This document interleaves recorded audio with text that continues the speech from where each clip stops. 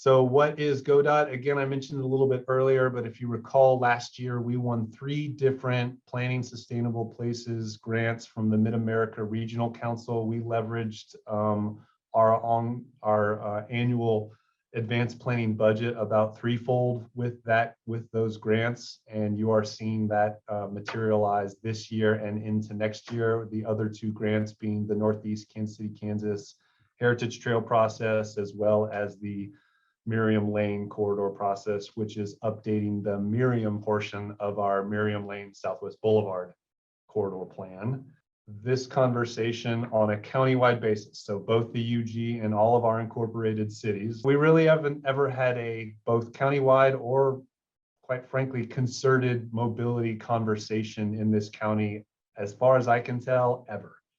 In the citywide master plan, there's a transportation element. In our area plans, we talk about transportation, but to use Armourdale as an example, the 1979 Armourdale area master plan didn't talk about transportation really at all. And yet in this update to the Armourdale area master plan, which we will take before you hopefully later this month, we talk about it quite a bit. And as you all know, not every neighborhood in Wyandotte County is covered by an area plan. So it's kind of a mixed bag out there. We've never really had, again, a countywide conversation about our transportation futures, and we're really excited to get it started. And what our intent is to take a focused, comprehensive, integrated approach to it. The thing I want to make sure that, and Jeff hit on it earlier, is you cannot separate transportation from land use. And while this focus is very much on mobility, you will hear me talk about land use quite a bit, both now and throughout this planning process. Our intent is that the mobility plan, goDotte, will lead into an update to our citywide master plan, which will then set a true vision for all of our other area plans. So we do have a kind of cycle of updates that we're working on, and this is really step 1 of that process. What we're doing with goDotte is founded primarily on the already identified priorities of the Board of Commissioners, mixed in with all of our existing policies, namely the Complete Streets Ordinance that was adopted last year, but also the policies and other goals and vision that was identified in some of our more recent area plan updates from the Northeast, Rosedale, Central area, and Armourdale. Those are the primary 4 that have put a lot of thought into kind of the corridors, if you will, within those neighborhoods and how we move around within those neighborhoods. So we are one county within a regional context. We all know that we travel outside of not outside of Wyandotte County as well as inside of Wyandotte County. And so in our initial analysis, what we found is something I think we already knew, which is we are much more diverse than the region, and we are much more disadvantaged than the region. We have a bunch of corridor plans that will be not folded into, but really updated and integrated into this single mobility strategy moving forward. We are looking comprehensively, not just across the UG, but all of the other things going on within Bonner Springs and Edwardsville, and to a degree Lake Quivira, and having that be a part of it. There is a much larger context that we have to think through when we talk about transportation in Wyandotte County. And we've put a lot of time and effort into reviewing existing plans, making sure that we understand with our partner cities what they're thinking about and what they're currently looking to do in terms of policy updates and things of that nature. So I wanted to share, again, just a few key highlights. This is not all the highlights that we have identified as a part of this foundation's report. Again, you can go to our website, it's goDotte.com, to find the full report, and again, another page with all of the insights, but I did want to share just a few with you here today. So first and foremost, you guys probably heard me say this a couple of times in my Planning and Zoning Commission hearings, but for the last 50 years, we have been building a city and retrofitting our formerly walkable city for the automobile. So mainly in our expansion, and that's not just we, the unified government, that is we, the United States of America.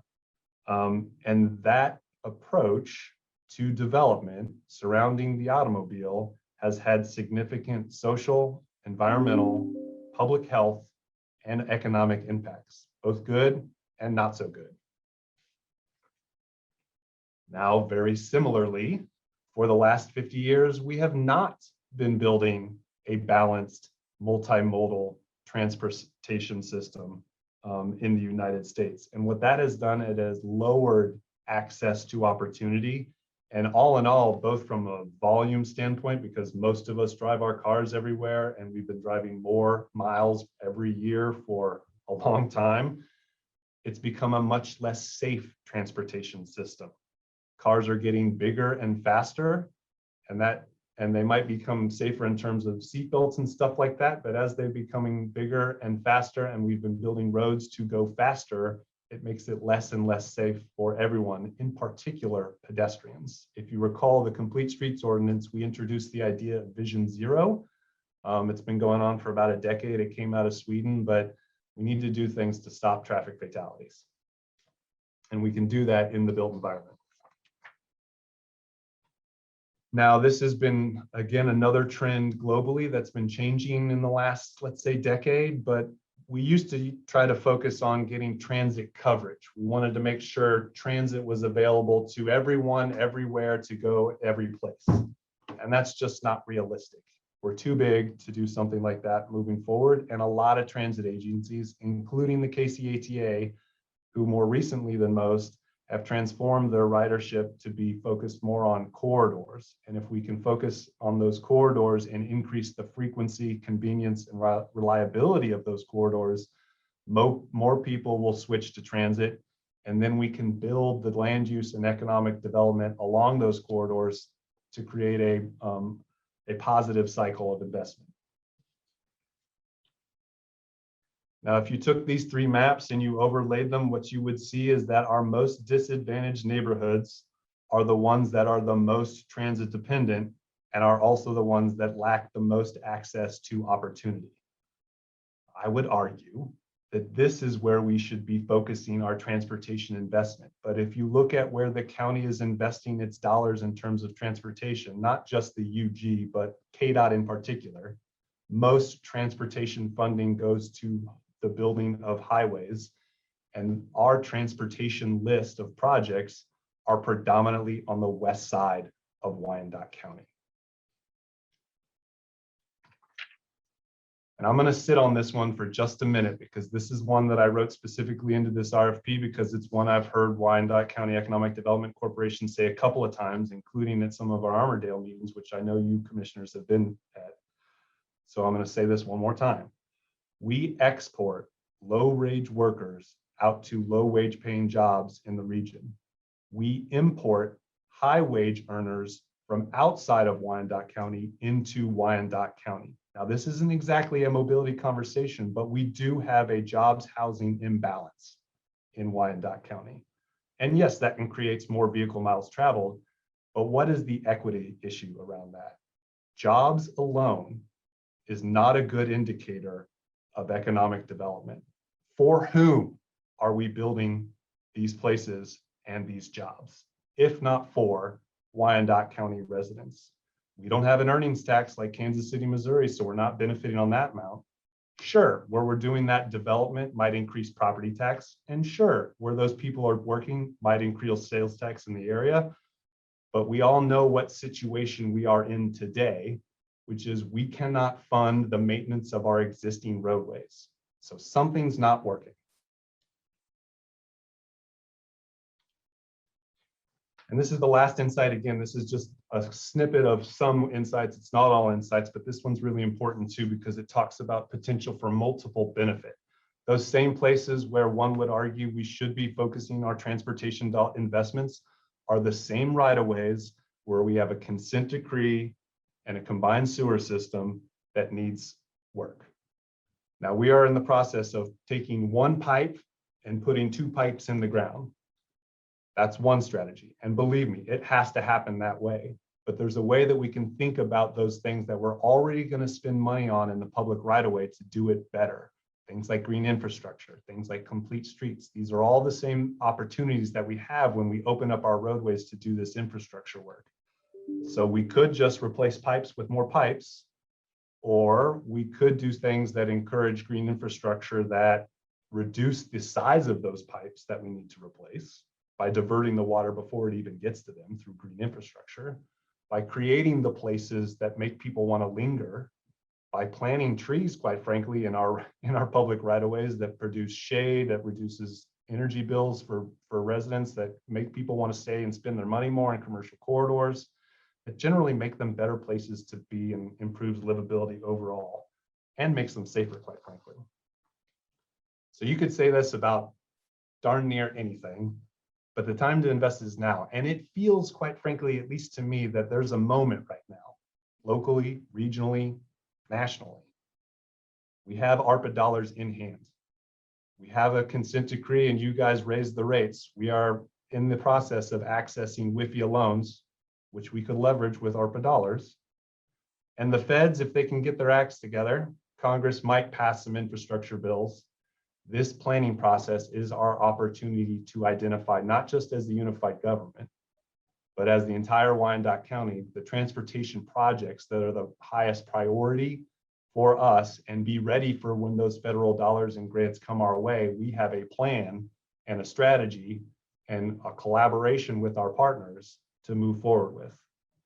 So I would argue the time is now.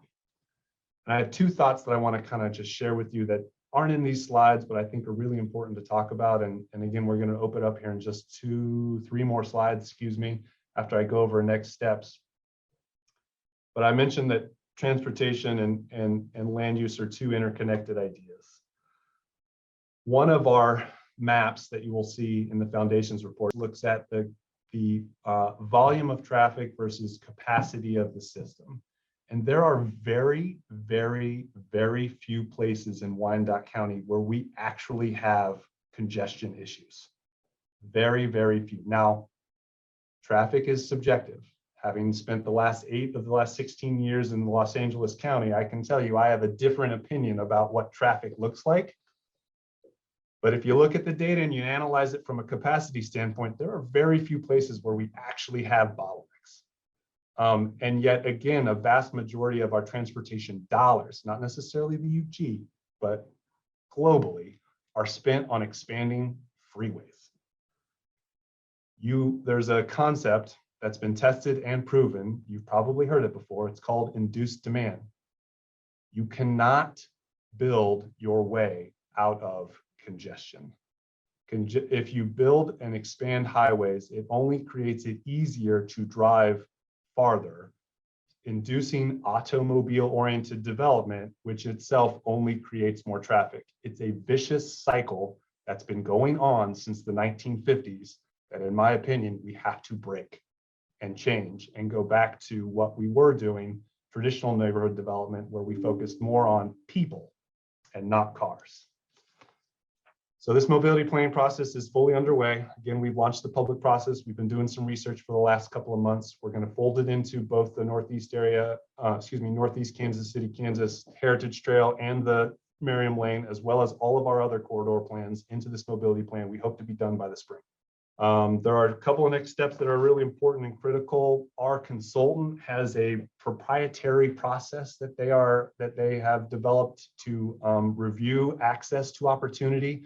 What you see on the screen right now is an example of that mapping process that they've done in Charlotte, North Carolina. They're doing it for Wyandotte County right now. We're going to get the results of that pretty soon. One of the sub-consultants is currently doing a comprehensive policy review of all of UG, Bonner Springs, Edwardsville, and the city of Lake Quivira policy to see if there's any gaps, alignments, opportunities, conflicts, things of that nature. All of this, the survey, your guys' input and questions today, everything that we can put together between now and the next, I'd say about month, is going to inform the process moving forward so that we can identify the conversations we need to have to get to a point where we have a comprehensive mobility strategy. And so with that, I'd love to take any questions, comments, thoughts, ideas about what we should be focusing on right now.